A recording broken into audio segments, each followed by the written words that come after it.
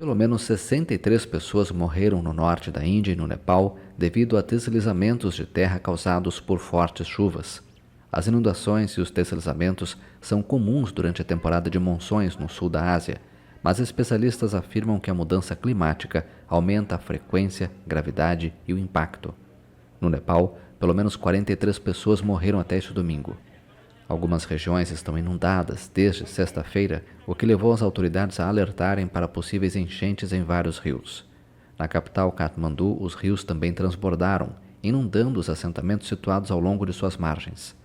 As chuvas também atingiram a Índia. No distrito indiano de Darjeeling, localizado no estado de Bengala Ocidental, mais de 20 pessoas perderam a vida. As inundações colapsaram pontes e destruíram estradas.